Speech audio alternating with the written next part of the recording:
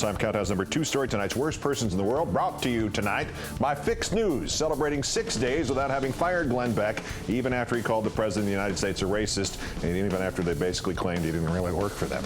The bronze to Brian Stelter of the New York Times, front page story Saturday, about a, quote, deal in which, as the headline read, voices from above silence a cable TV feud.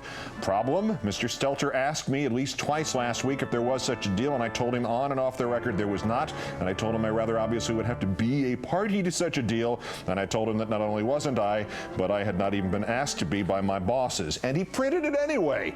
And I had even written to him that this was merely a misinterpretation of an announcement I made here on June 1, that because Bill O'Reilly of Fox News had abetted the assassination of Dr. George Tiller, he'd become too serious to joke about, and I would thus stop doing so.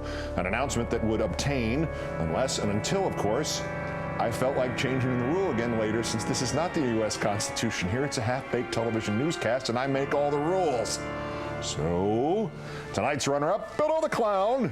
After the arrest of Professor Gates, the Frank Burns of news went back to his excursion 2 years ago to meet some black people.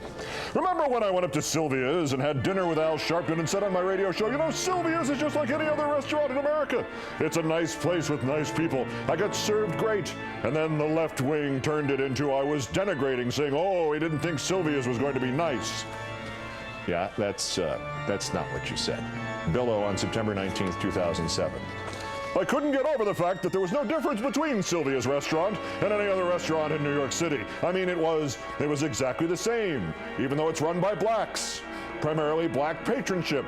It was the same, and that's really what this society is all about now. There wasn't one person in Sylvia's who was screaming, MFer, I want more iced tea.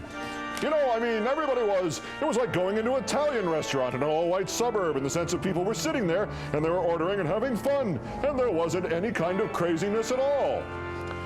Bill thought there might be a human sacrifice between the salad and the entree. Racist clown. Imagine dinner Shea Billow. I'm happily surprised you haven't stabbed me with the steak knife, dear. But our winner, Rupert Murdoch.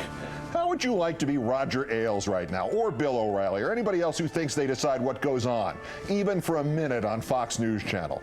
Rupert Murdoch, according to that New York Times piece, has muzzled Billow, kept him from speaking his mind because, as the Times put it, what Billow said, quote, could create real consequences for Fox's parent corporation. How dare you muzzle O'Reilly, Mr. Murdoch? How dare you, sir? This is the essence of corporate interference in the marketplace of ideas, and it is shameful and avast, matey. Solidarity, brother Bill. Free yourself from your corporate shackles. Solidarity.